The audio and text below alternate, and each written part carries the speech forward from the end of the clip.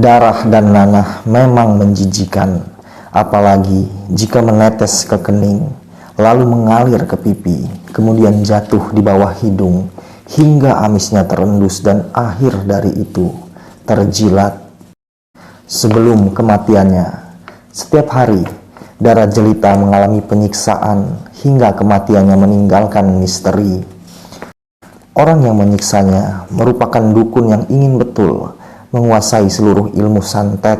Dia mendengar bisikan tentang syarat kekuasaan gaib setelah bertapa di tempat penuh belatung dan tikus tanah.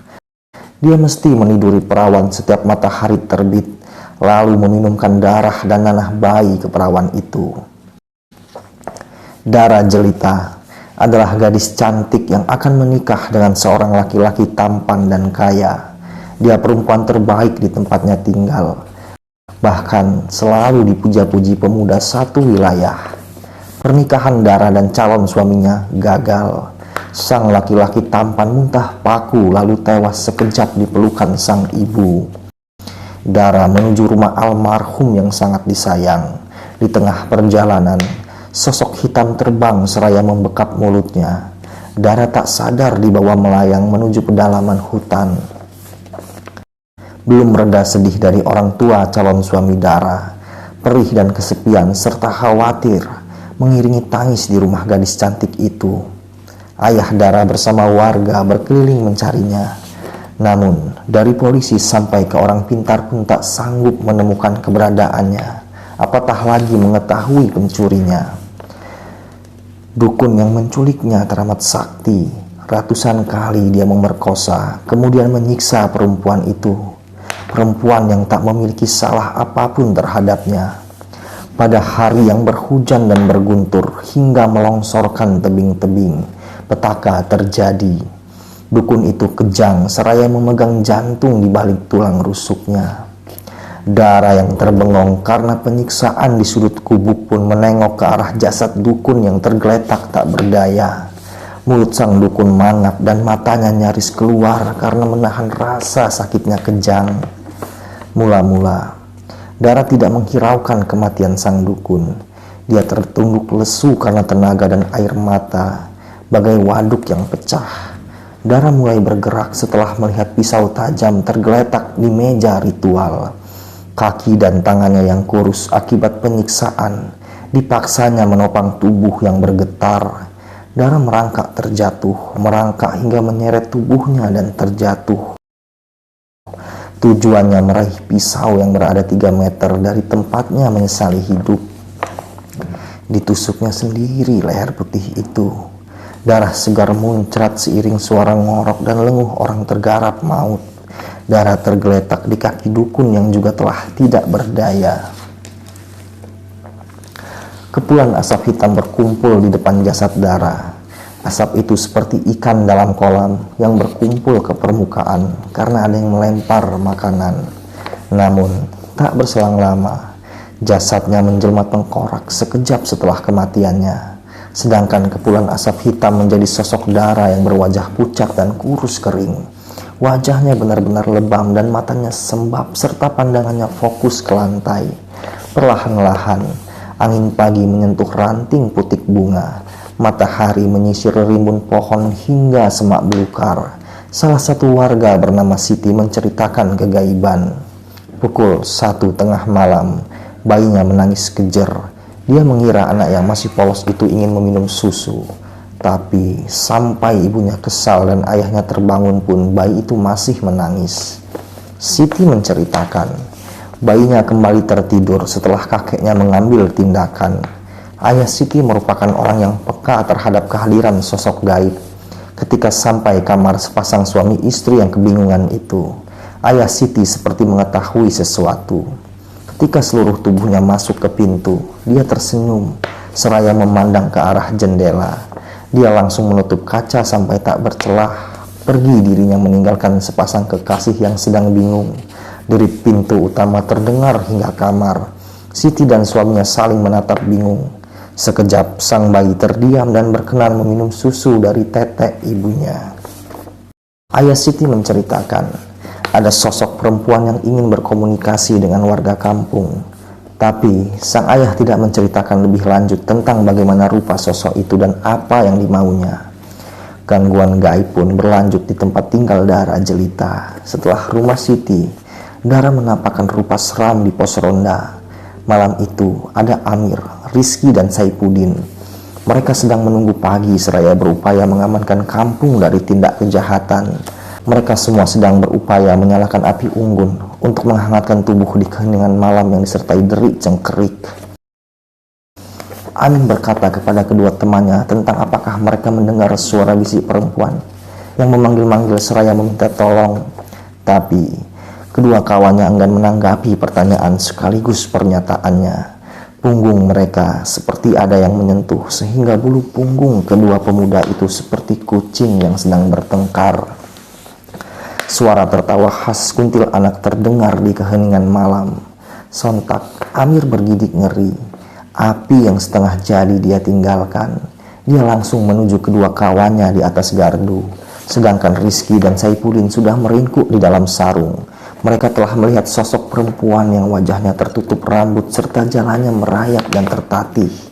Amir tak sanggup menahan air mata ketika dia terbengong melihat sosok perempuan yang wajahnya seputih kain kafan telah di depan gardu tempat mereka menyembunyikan takut.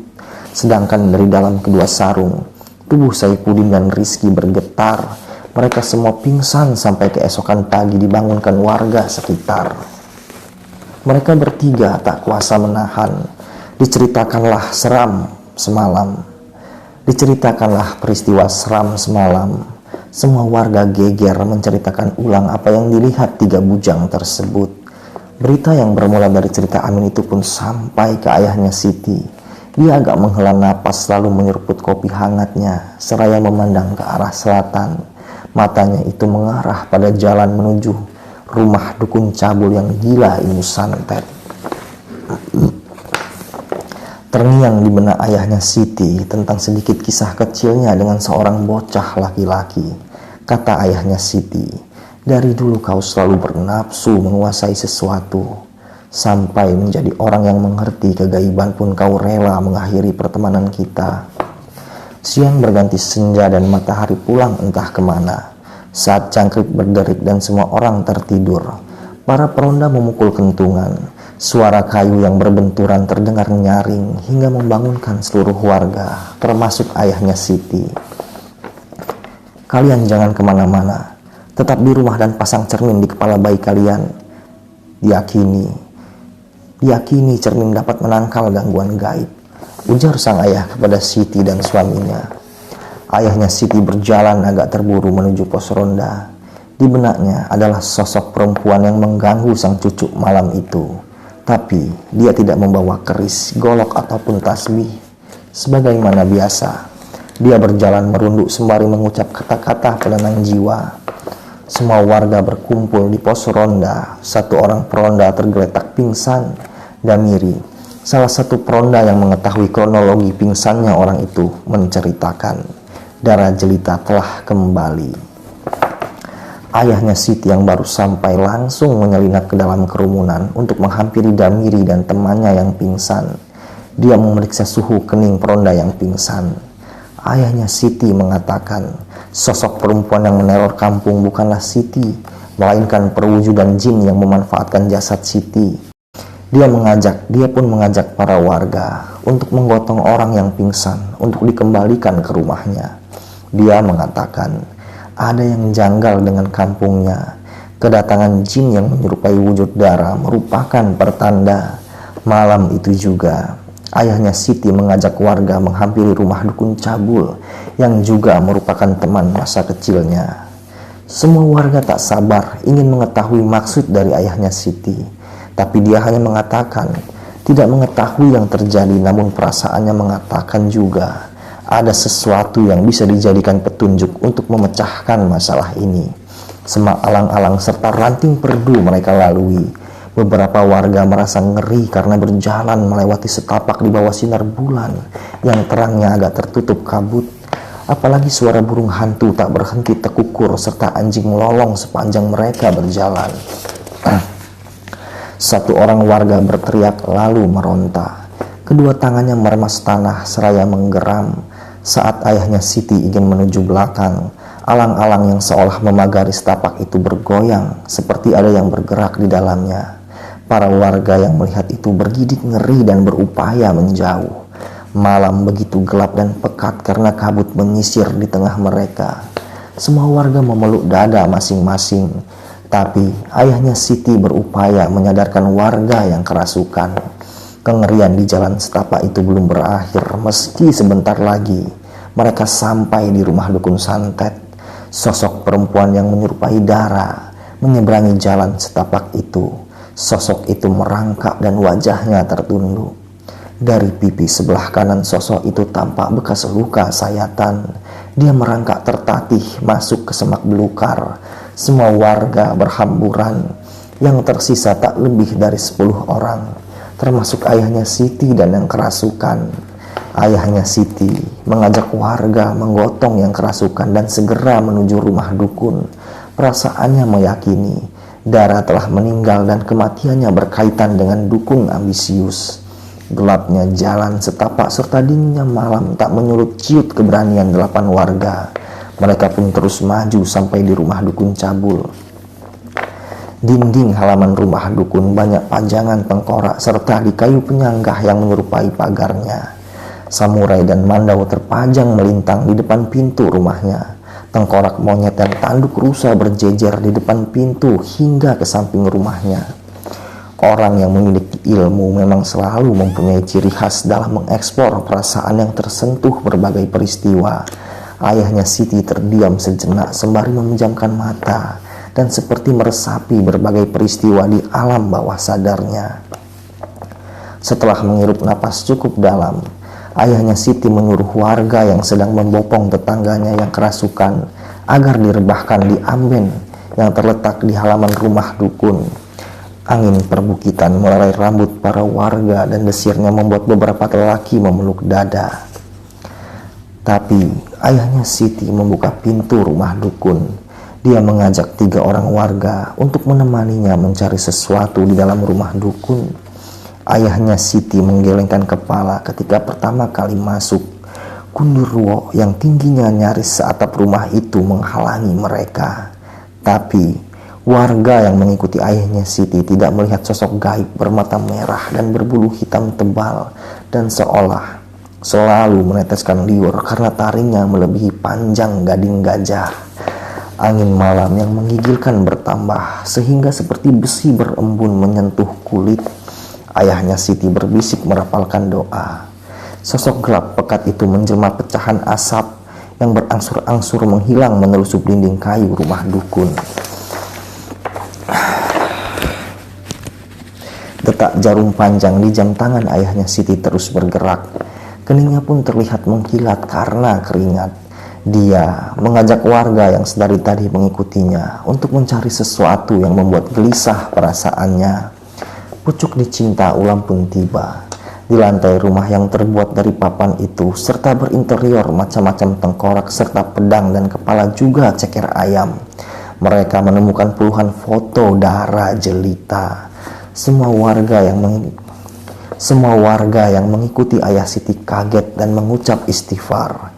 Ayah Siti mengatakan Dara jelita telah dijadikan tumbal oleh sang dukun ambisius. Menurutnya hal itu mesti dipecahkan malam itu juga. Dia pun langsung mengajak para warga untuk membopong yang kesurupan agar dapat diistirahatkan di rumahnya sendiri.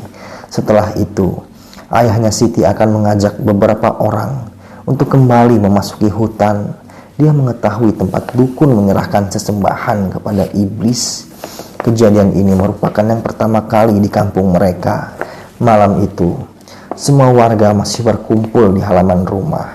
Ibu-ibu tentu tak akan bisa tidur karena menanti suaminya yang ikut bersama ayahnya Siti untuk mencari jasad Dara. Ayah Siti melapor kepada para pamong kampung untuk membawa beberapa warga agar menemaninya memasuki hutan. Dia ingin menerobos gelap dan semak menuju titik terang.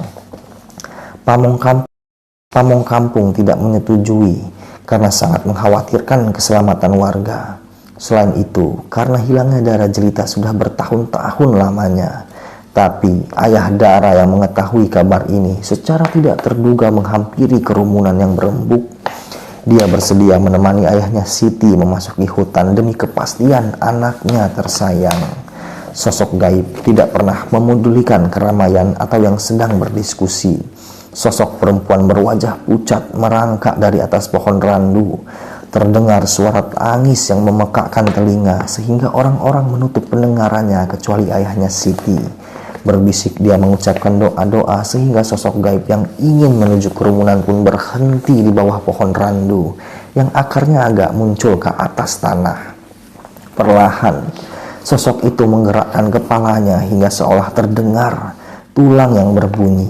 Wajahnya didongakkan hingga ibu-ibu histeris, pucat seperti kain putih tanpa noda dan bibirnya penuh luka serta air mata darah menetes dari mata turun ke pipi, lalu merah kental dan nanah muncrat dari lubang hidung dan mulut sosok itu. Siapa yang tak menangis melihat anaknya dalam kondisi yang tragis?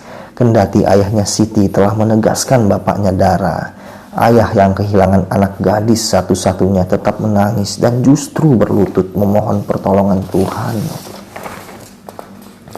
Tak pernah ada yang mengetahui kejadian nanti. Sosok perempuan itu menjerit hingga bibirnya robek sampai ke telinga. Wajahnya seolah-olah terkelupas. Saat semua warga membuka mata, sosok itu menghilang. Ayahnya Siti bergegas mengajak para warga memasuki hutan. Keinginan dari satu atau dua orang belum tentu disetujui berbagai pihak meski dalam keadaan terdesak dan menyangkut orang lain. Hanya bapaknya Dara Jelita dan 8 lelaki yang tadi mengikuti ayahnya Siti berkenan memasuki hutan. Yang lain lebih memilih masuk ke dalam rumah masing-masing dan menutup pintu serta jendela juga gorden. Bapaknya Dara memohon kepada ayahnya Siti. Sudah sejak lama warga kampung tersebut mengetahui bapaknya Siti orang yang peka terhadap kegaiban, sebagaimana ayahnya Siti mampu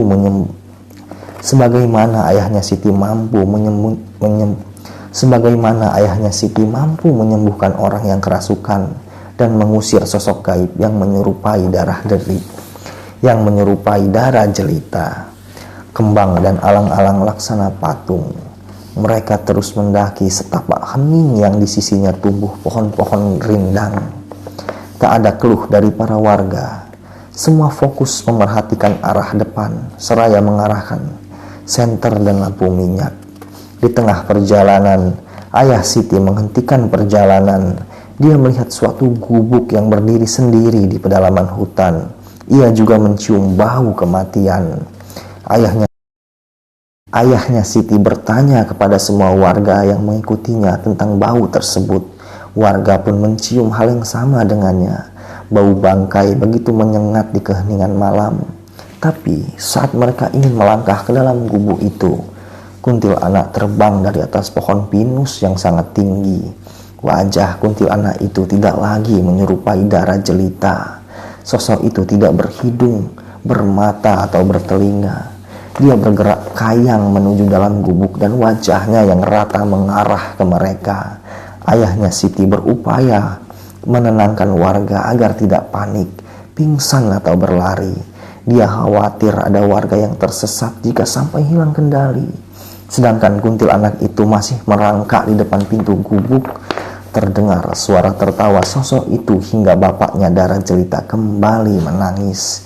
Melihat air mengaliri pipi seorang ayah, maka kakek yang usianya sudah 63 tahun alias ayahnya Siti langsung berlari ke arah gubuk.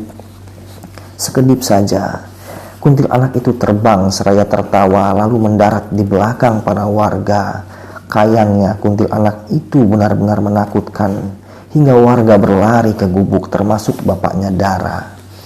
Rasa peduli dari orang yang ahli ibadah serta tidak pernah membicarakan keburukan orang lain secara berlebih patut diapresiasi. Ayahnya Siti merogoh kantung lalu melempar sekantung sesuatu ke arah kuntilanak hingga menjelma asap. Semua warga yang panik berangsur tenang. Ayahnya Siti mengajak mereka untuk masuk ke dalam gubuk misterius. Yang mereka temukan di dalam gubuk, mungkin tepatnya jika diberi peribahasa sepandai bajing melompat, maka ada kala hewan itu terjatuh. Meski sang dukun menyembunyikan kelaknatannya hingga ke dalam hutan yang tak terjamah oleh manusia, tapi tetap saja orang tua Dara Jelita menangis histeris ketika ayahnya Siti mengatakan tulang tengkorak yang telah berbelatung merupakan anak mereka, merupakan anaknya. Dan laki-laki yang terkapar serta matanya digerogoti cacing dan ular kecil merupakan sang dukun yang telah berbuat kemungkaran kepada Tuhan dan penduduk desa. Ayahnya Siti berkata kepada bapaknya Dara Jelita, setelah memandang langit malam bertabur bintang, dia menjelaskan tulang belulang yang tergeletak di ubin adalah milik Dara Jelita. Bapaknya Dara langsung memeluk tengkorak itu. Namun ayahnya Siti menahan bahunya. Dia tak ingin ada kesedihan mendalam di rumah iblis karena genderuwo dan tuyul serta pocong sedang memerhatikan mereka dari sudut tiap ruang. Tak baik menangisi sesuatu di dalam ruang penuh jin. Kemungkinan kesedihan mendalam akan dimanfaatkan oleh sosok gaib untuk meneror orang yang sedang bersedih. Ayahnya Siti langsung menyuruh bapaknya Dara untuk melepas pakaiannya guna mengangkat tulang Dara Jelita. Malam itu juga mereka langsung menuju kuburan untuk memakamkan Dara Jelita sesuai anjuran agama. 2021